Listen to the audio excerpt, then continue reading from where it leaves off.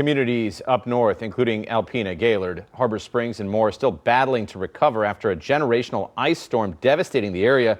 Now more volunteers from Metro Detroit are answering the call for help as state leaders expect to rebuild infrastructure, and that cost in the millions. So many of you have been asking for updates, so I went digging to find out what's happening right now and what's at stake moving forward for more than a dozen counties under a state of emergency.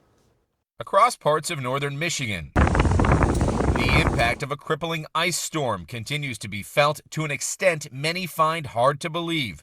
Along with countless downed trees and power lines, there is the weight of a crisis experts say could cost businesses, local government, and homeowners millions for years to come. It was very frightening. Homeowner Christine Sellers in Harbor Springs sharing these photos with me of a tree landing on part of her roof. She says while her power lines are buried underground, many in the area are left to seek assistance from shelters due to active outages and bitter cold. I still have 3 trees on my house, but my driveway was completely blocked. According to the National Weather Service, the paralyzing ice storm is the worst to hit the area in 50 years, with roughly 100,000 initially without power.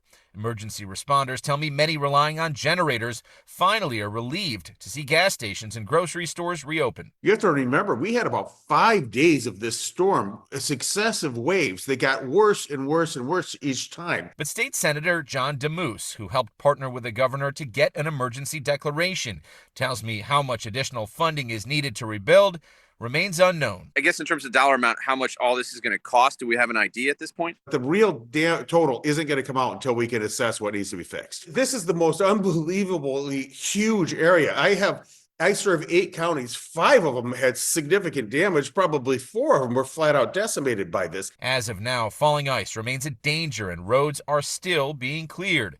A week and a half into the situation, Senator DeMoose telling me he's also seen an outpour of support.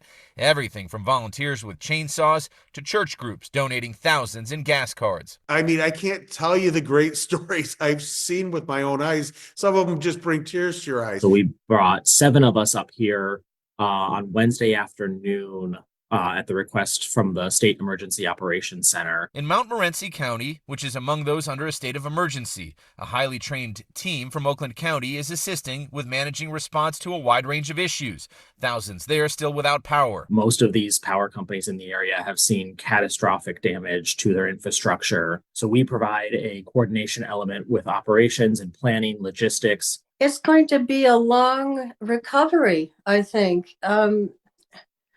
And Harbor Springs and Emmett County, it's not going to look the same. We've lost so many trees. It's going to hurt a lot of businesses. Well, if you'd like to help, we put several links to provide assistance on our website, WXYZ.com. That team we spoke with, they will be there through the end of this week, providing more assistance. Yeah, and startling for the community, but that system just came in and really. It'll be months and months and months. 1/4 of an inch takes down power lines down, widespread. They had a 1/2 inch to inch of ice in those first 2 waves he was talking about. Yes. So it has been rough.